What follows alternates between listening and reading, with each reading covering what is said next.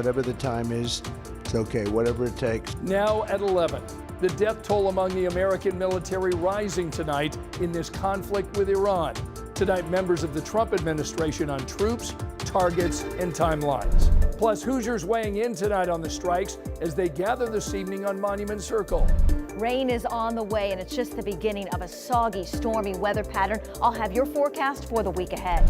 And a powerhouse deal worth billions has AES going private. Tonight, we'll take a closer look at the sale and what this could mean for Hoosier utility bills.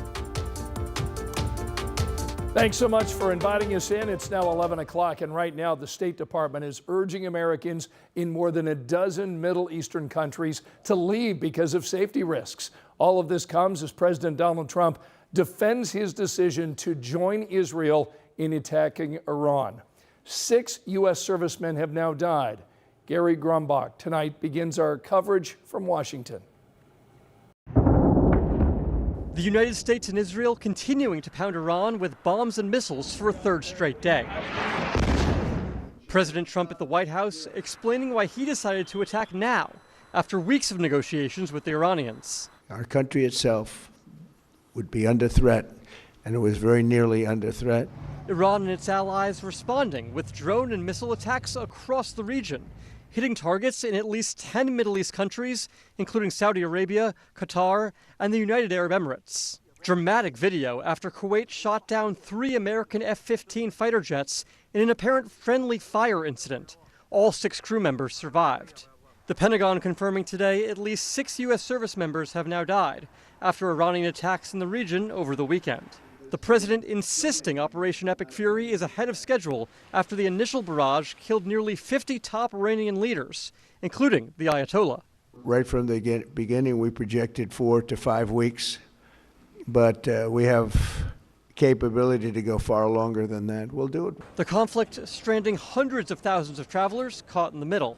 Americans like Oliver Sims finding themselves unable to get back to the U.S. with airports and airspace across the Middle East suddenly shut down. I have no idea as to how I'm going to get out of here. Some people are thinking about going and driving to other countries and then catching flights out of there. Secretary of State Marco Rubio briefed top members of Congress from both parties about Operation Epic Fury on Capitol Hill on Monday afternoon. If Iran had begun to fire all of their missile arsenal, we would have suffered staggering losses. And if we had waited to respond before acting first, then those losses would have been far greater than if we had done what we did. But if we equate a threat to Israel as the equivalent of an imminent threat to the United States, then we are in uncharted territory. A bipartisan group of lawmakers says it will vote on a bill this week to rein in President Trump's ability to take further action in Iran. But even if it passes, the president will likely veto it. Gary Grumbach, NBC News, Washington. Now, over the last few days, we've seen protesters organize to rally against the U.S. involvement in these strikes on Iran. Tonight, our Alex Almanza is at one of those protests as 2 sides faced off. Escalating conflicts in the Middle East has sparked multiple protests across the United States. As you can see behind me, protesters have gathered here on Monument Circle in downtown Indianapolis, holding up signs, shouting, with some counter-protesters even shouting from across the street. Around the circle, chants against the U.S.'s conflict with Iran echoed. The Indianapolis Liberation Center organizing protesters, urging Washington to stay out of escalating tensions overseas. I'm astounded at how some people think they're doing the right thing for their country by supporting 2 other countries from destroying their countrymen. We stand up in Indianapolis now so that we can end this before it comes home. You saw that when there was people murdered in Minneapolis, and we don't want to see that here. Across the street, the message was different. I appreciate this country, and I love this country. Hassan Mihanka moved to Indiana more than 30 years ago from Iran and says he spent decades trying to be a voice for people there, pushing for freedom from the Iranian government. He says he knows what that government is capable of and believes some protesters don't. These people, they don't understand what they got. They're trying to make the trash from us. No way we are gonna have this. No, this is the end of it. Governor Mike Braun also chimed in Monday, praising President Trump's decision. Share the president's hope that they will lay down their arms and the Iranian people themselves will usher in a new government focused on prosperity rather than terror. As uncertainty grows over how long the operation will last, protesters say they hope the message is clear. Standing for a world that is free from this type of violence that can occur just seemingly out of nowhere. As the debate continues over the U.S.'s involvement in the Middle East, this group says that they plan to hold more protests in the future. In downtown Indianapolis, Alex Almanza, 13 News.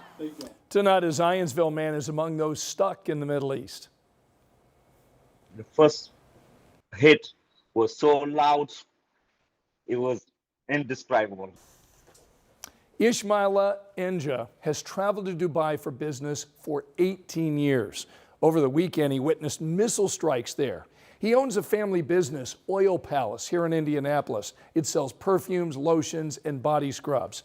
Enja goes to Dubai at least once a year. He landed on Thursday, and when the conflict began, he tried to fly home. When I get to the airport, the police was there, yelling and screaming people. And, I say, hey, I am American. I pull up my passport. I am a U.S. citizen. I need to head home. They say, go back to your hotel. We'll update you. He hopes the Dubai airport will fully reopen Wednesday. That way he can get home safely to his wife and daughter. Well, certainly there are global ramifications from this conflict, but we're also seeing the impact here at home tonight. A lot of oil goes through Iran before it reaches the U.S. Prices surged today. For the first time this year, the national average for a gallon of gas is $3. That's according to AAA.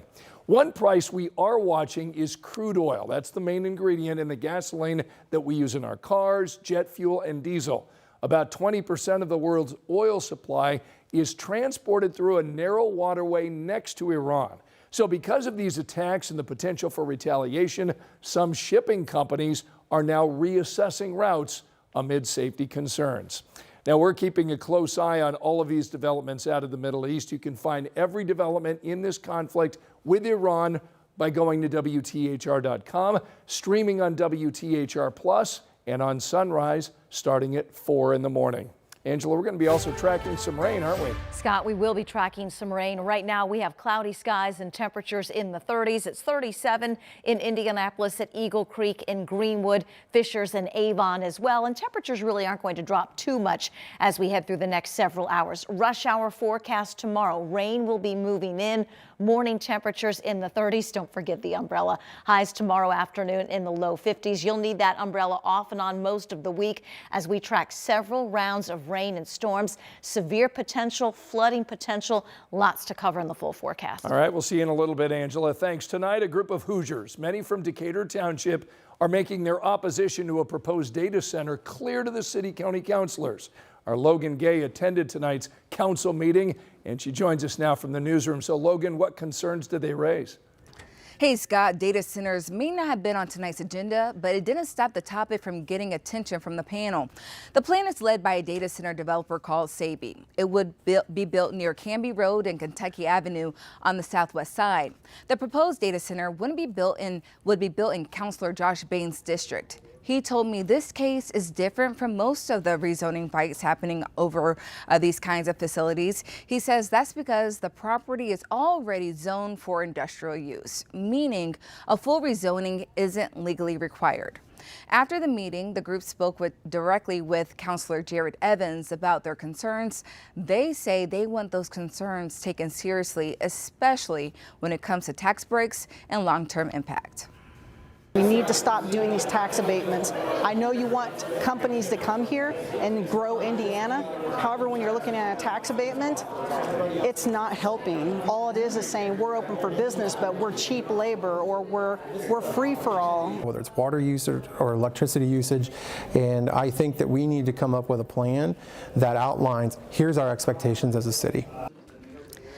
We weren't able to talk to Councilor Bain at the meeting, but he released a statement pointing to prior decisions by the hearing examiner and the Metropolitan Development Commission. He says those rulings make it clear how this case is likely to be decided.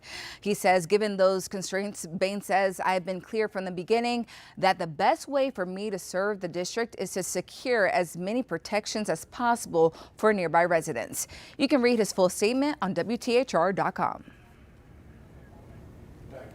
Here's a look at the other stories making headlines right now.